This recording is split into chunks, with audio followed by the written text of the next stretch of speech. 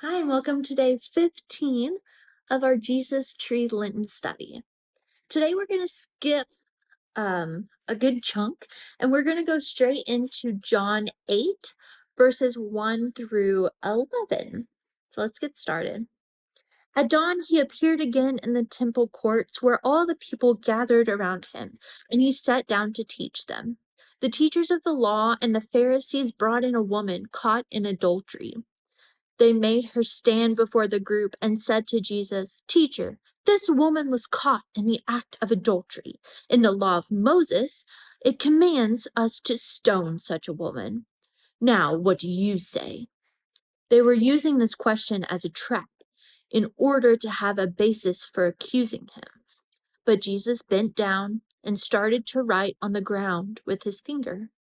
When they kept on questioning him, he straightened up and said to them, "Let any one of you who is without sin be the first to throw a stone at her." Again he stooped down and wrote on the ground.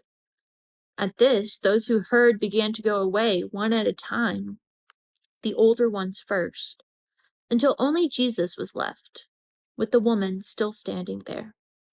Jesus straightened up and asked her, "Woman, where are they? Has no one condemned you?" "No one, sir," she said. "Then neither do I condemn you," Jesus declared. "Now go and leave your life of sin."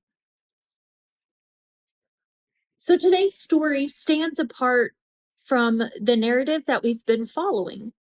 Some versions of the gospel have placed it later in the story, but we're going to treat it as an interlude that teaches us more about Jesus himself.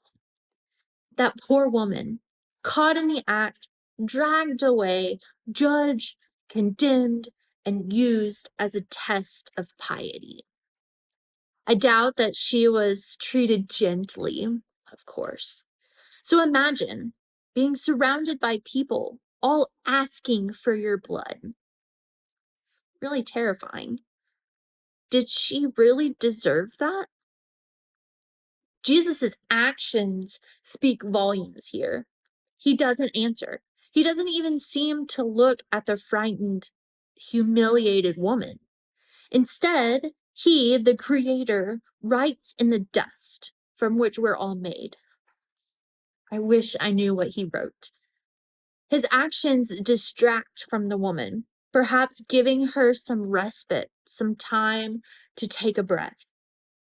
He makes no response until he is pushed to it, and he looks at those who want him to judge the woman. But he cannot judge only the woman here. Those who have, in the name of God's law, mistreated this woman are no less guilty than her. Only when those calling for justice realize this and leave does Jesus actually talk to the woman, refusing to do what had been asked of him, to condemn her. Jesus is not afraid to be seen with her. Instead, he speaks to her as an equal, offering forgiveness, a chance of a new start. So we're all really guilty of judging others who do not fit into our rules of life, judging ourselves when we've fallen short. Now, we may not pick up stones, but our words and actions have the ability to hurt, sometimes even more, just as in the story. Yet, despite our imperfections, we can still come face to face with Jesus and be forgiven. Today, let's ask God to show us where we judge others and ourselves and ask for forgiveness and healing.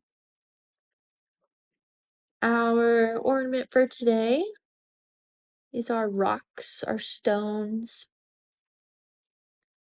In our activity today, I want you to go and I want you to find a pebble or stone, something that you can hold in your hands like that. And I want you to feel the roughness, feel the weight of it. And think about the pain that comes from not only physically from rocks and things, but judgmental behavior.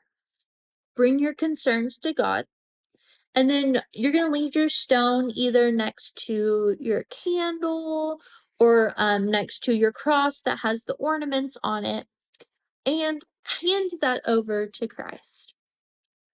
Let's close in prayer. Lord of love and compassion, we're too quick to judge others. Please have mercy. We speak and act without thought. Please have mercy. We condemn when you would have shown us love. Lord, have mercy. Forgive us and heal us. Amen. Have a good day.